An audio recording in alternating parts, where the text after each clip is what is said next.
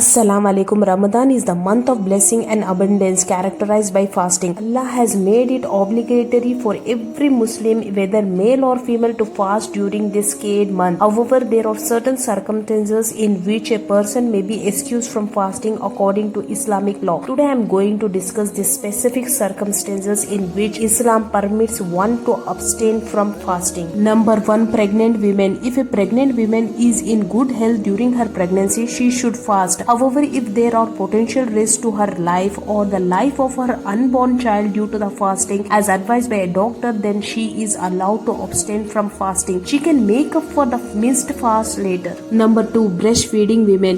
The women who are breastfeeding and need to feed their infants during Ramadan but fear that fasting might lead to hunger to the extent that they cannot produce enough milk for their babies are permitted to abstain from fasting. They can compensate for the missed fast at the later time. Number 3. Women experiencing postnatal bleeding and menstruation. The women who have recently given birth and are experiencing postnatal bleeding and are menstruating are not allowed to fast during this time as they are in the state of impurity. Even if they choose to fast during this period, it will not be considered valid. They can make up for the missed fast later. These are some of the circumstances in which Islam allows individuals to refrain from fasting during Ramadan. Despite Islam being a beautiful and accommodating religion, many Muslims fail to practice it. Number 4. Sick person. If a person is ill and a specialist doctor has advised them that fasting would be danger to their life, then such a sick person who firmly believes that fasting would make their health in critical condition or it's danger to their life should refrain from fasting. Islam does not command them to fast in such circumstances. When Allah grants health and well-being, then the person can avail the blessing of fasting. It's important to remember that the compensation for fasting is indeed fasting itself. People often mistaken believe that if they are unable to fast, it's not a big deal. If you are unable to fast due to any problem, then you must fast once that problem is resolved. If the problem persists or if you have not been able to fast in your life and now you feel like you won't survive and you feel that your life is coming to an end, then you can give the compensation for the missed fast or make a will to your family members saying so many fasts have been missed, so please give this much compensation for the missed fast. To compensate for the fast with a specific form of donation known as fidya. Fidya is the type of food donation given to fulfill feeding one poor person for one meal for each day of fasting that is missed by the individual, and the compensation for one missed fast is given one meal of food. You can also give its equivalent price. Number 5. Being a traveler. According to the Islamic law, it is defined as someone who is undertaking a journey of at least 82 kilometers from their home. If the destination is 82 kilometers away from your residence and you plan to stay there for less than 15 days, you are considered a traveler.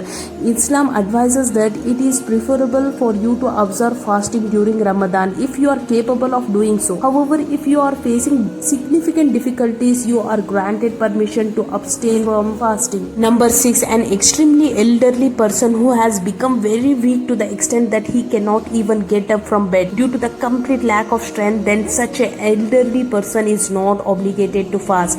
However, when he regains his health and strength, he should fast, and if his health does not improve, then he should provide compensation for the missed fast. Number 7. Suppose a person is mentally unfit or lost his senses or becomes unconscious, then such a person is also not obligated to fast. Number 8. If someone's life is in danger, for instance, if someone says that if you fast you will be killed, then it is permissible to break the fast in such a situation. These are the 8 scenarios in which fasting is not obligatory. These 8 categories of people are those whom Islam has exempted from fasting. Apart from these 8 categories, any other individuals such as street vendors or labor working in factories are not permitted to skip fasting. These 8 scenarios represent situations where fasting is not obligatory. It's important to note that abstaining from fasting in this scenario means that once your problem are resolved, you must make up for missed fast. If the problems persist and you feel that your life is at risk, then you must provide compensation, fidya, or make a will for your family members regarding the missed fast. I hope this explanation clarifies the matter. Please share this information with others. Assalamu alaikum.